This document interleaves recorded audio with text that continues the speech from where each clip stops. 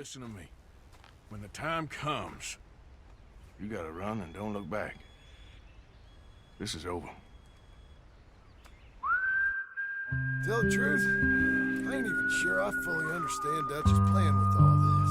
Like I said, John, when the time comes, you go. What about loyalty to everything? You've been loyal. I've been loyal. Look what that cost. You know, all that ever mattered to me was loyalty. That's all I knew. That's all I ever believed in. Well, not anymore, John. Soon, you gotta go. Go. Don't look back.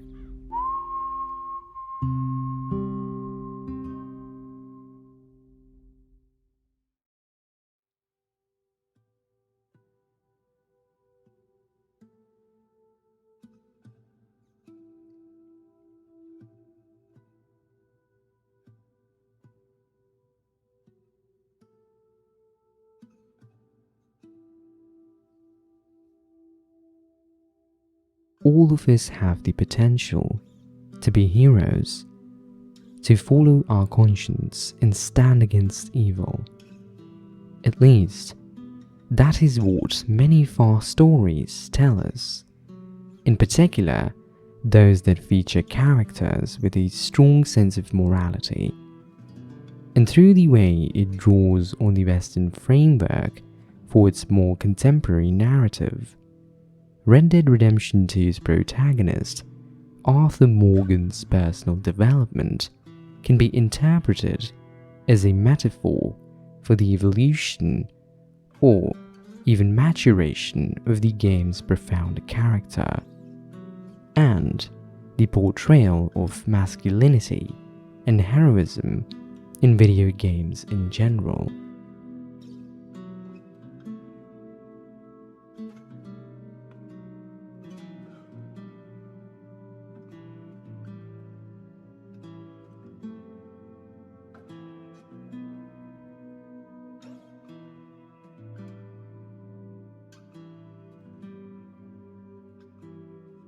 Before adding his more modern vulnerability, the idea integrated by Rockstar when building Arthur is essentially of a stock Western masculine hero, because by virtue of its thematic setting, Red Dead Redemption 2 is inherently anachronistic. That is why Arthur's default appearance is a man with unkempt hair, thick stubble, and a black Stetson, conveying nuances of bleakness to shroud his virtuousness. This appearance, combined with his barrel chest and history of violence, makes Arthur a symbol of idealized, normative hypermasculinity, the embodiment of a design trope in which the styles and modes of maleness are often exaggerated and framed as representation, also referencing to criminality, an established trope that dismisses the simplistic depiction used to differentiate between hero and villain. Simplistic, but also visually striking, and immediately codes Arthur as a violent character capable of great harm, but also symbolizing the purity, cleanliness, and moral righteousness that the audiences perceive as the narrative progresses.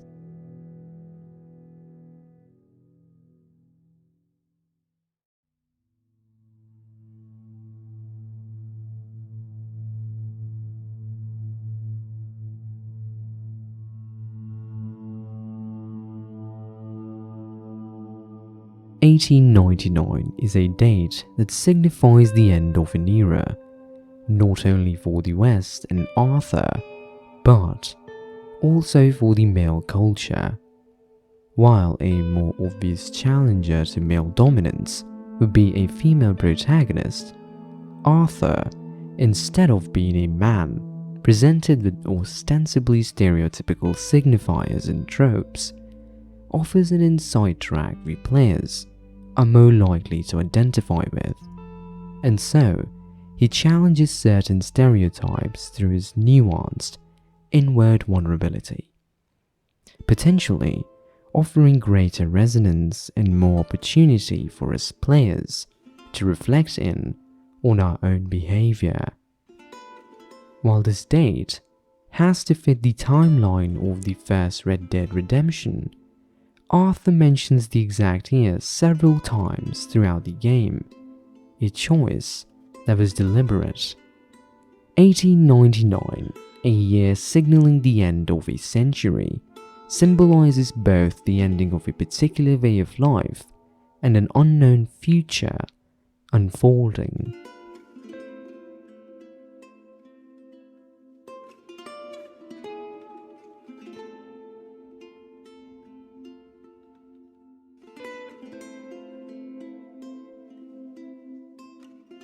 It is not just Arthur's world that is changed, but the players too. In the 8 years since Red Dead Redemption and its protagonist John Marston, most players will have matured and changed. With that, their view of the ideal man may have shifted too, from the stoic, brutal and often selfish John Marston, whose redemptive journey begins because of the more sensitive Arthur Morgan, who passes on his principles and virtues to John, and we see John nurturing everything Arthur believed in Red Dead Redemption. That is why, in that tumultuous decade, there had been a rise in the player's desire to delve into the world of father figures. But becoming a parent is not the only way in which players might change. They might become less impulsive, more reflective, and more aware of the passage of time. While John Marston encourages players to stay true to their individualism, Arthur's quests are in fact less selfish. In the first game, John strikes out on his own, driven by a singular quest, while in Red Dead Redemption 2, Arthur is very much a part of a family. John is an ideal Western hero in many ways, and like tales of real Western outlaws and movie anti-heroes, John is perfect for the projection of those fantasies. He's a tragic hero, but also ruthless.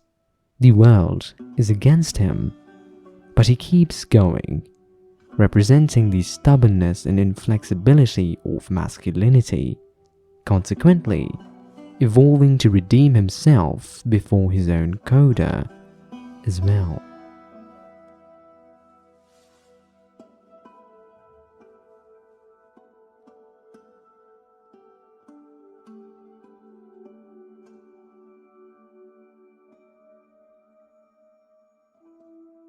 Storytelling involves selecting and omitting story details, and it is important that we as players are aware of Arthur's bloody past, but join him on his redemptive journey. We hear all about his violent deeds, and even commit them ourselves, but it becomes clear very early that Arthur is a man ready to repent. If one recognizes, redemption is a recurring theme in video games, with the player character portrayed as a father figure who must redeem himself from his past sins, especially after his failures to protect his children. Arthur's redemption does not have such a focused goal, and so his redemption cannot be achieved through enacting more violent brutality. Rather, it is a more vulnerable, introspective redemption, one which can only be achieved by challenging his era's stereotypical views. Arthur, just as strong and brave as John, forces players to question this understanding of manhood through his emotional vulnerability. While Arthur has no true enemies in the Dodge Vandalin gang, it is no accident that of all the members of the gang, Arthur is closer with the outsiders. Sadie is an outsider by her gender, while Lenny and Charles are outsiders by their race. The game is not shy about diversity and inclusion, nor about highlighting the value of sensitivity in men. Arthur's growth comes largely due to Sadie's influence, a widow who faces many hardships throughout the game, but grows from the crying, helpless woman she is first presented as to overcome the culturally imposed limitations placed on her gender by taking charge of her own household, a role typically reserved only for men in that period. As Sadie fights against the feminine codes of her time, Arthur evolves too. In Sadie's case, evolving means embracing violence, while for Arthur, it means embracing vulnerability and his own mortality. These evolutions demonstrate the dichotomy of frontier gender roles. Men are expected to be inherently violent, while women are expected to avoid it at all costs.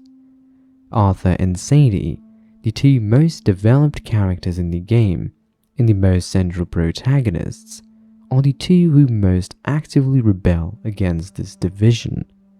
The fact that Arthur is so masculine and yet so emotionally vulnerable is key to his potential positive influence on his players playing Red Dead Redemption 2.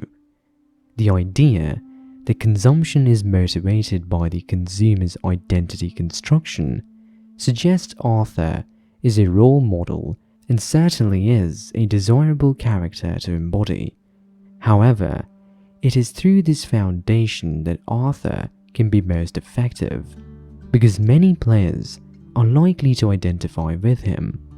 To begin with, his transformation is more affecting than it would be with the character players had no affinity with. A hero who demonstrates that a man can be both masculine, emotionally vulnerable, and available is an important intervention into the toxic masculinity normally encouraged in most mediums. Arthur embodies traditional masculinity, but comes with an internal emotional core, which I argue shatters the toxic expectation that we men restrain our feelings.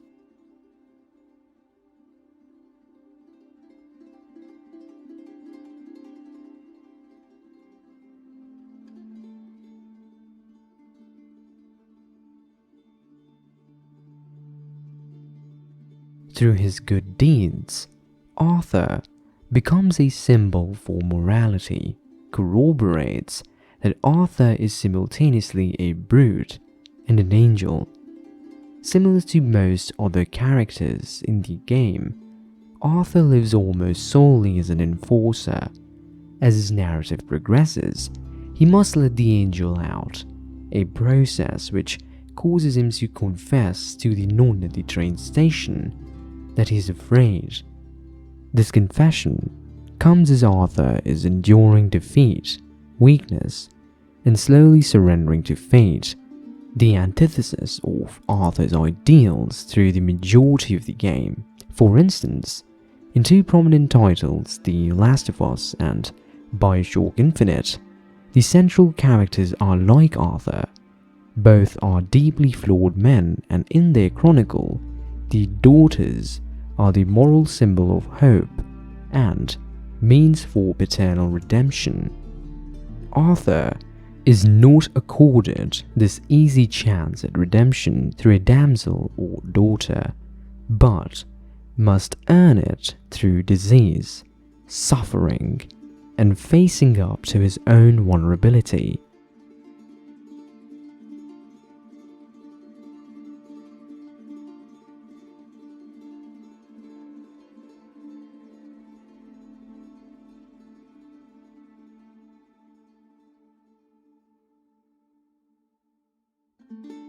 As the scene moves to a close-up on Arthur's face, we see the stark effects of his terminal tuberculosis confiscating strength and constitution.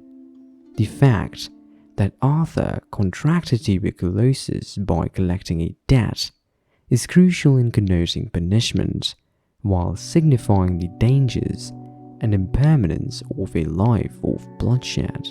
This close-up glows from behind in low sun, appearing to decorate Arthur in a heavenly halo, and even portraying the feeling of remorse.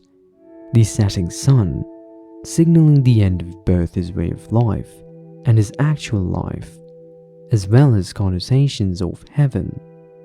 The washed-out coloring is a definitive indicator of Arthur's illness and imminent death, while the titular redemption is reinforced by the presence of a nun, a metaphorical stand-in for forgiveness, purity, and with it, redemption. He has accepted the bloodshed of his history and will be able to die at peace. The central dilemma Arthur faces is most evident in this scene, where he embraces vulnerability. His own words, "I'm afraid," ironically cut through stereotypical fear of embracing emotions and lays bare Arthur's acceptance of himself. This remorse for his actions makes him a more evolved man than most video game protagonists. His willingness to be vulnerable is presented to us as a strength, despite Arthur being physically at his weakest. As video games are increasingly taken seriously as an art form, and at a time when male mental health is finally being seriously discussed, it is not only Arthur's actions which are crucial, but the way Rockstar presents them to us. The soundtrack is almost silent here. The diegetic sound of nature is all we hear. Finally, the violence of Arthur's way of life is ending, and he can embrace peace. The chirping birds are symbols of reawakening and innocence, which are then unfortunately drowned out by the train. It disrupts Arthur's conversation, condensing his salvation with progress, representing the now changing world around Arthur. A melancholic moment.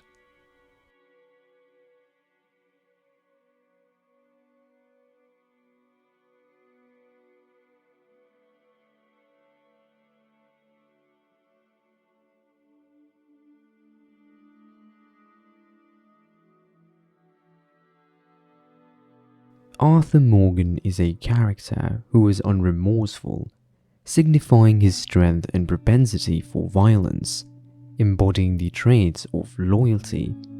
Loyalty not only to Dutch but also to his family. But in time, his morality and focus altered. This loyalty begins to torment him. Death of Hosea, Lenny, and Dutch leaving behind John caused Arthur to see through him, to see through his facade, shifting his perspective, realizing the gang is no longer what he thought it was. With all this development of changing the tides, Arthur was given the perfect redemption arc. A man still trying to hold the gang together and keep everyone safe from being manipulated, becoming more caring and understanding, striving to protect the individual people who were more important. His redemption arc is completed when he desperately helps John, Abigail, and Jack to leave the gang and live the life he wished he could have had.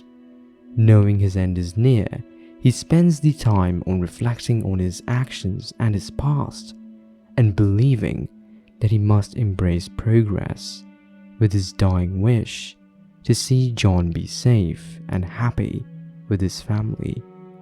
He redeems himself by sacrificing his life to save John, and intrinsically molding him to embrace the path of righteousness.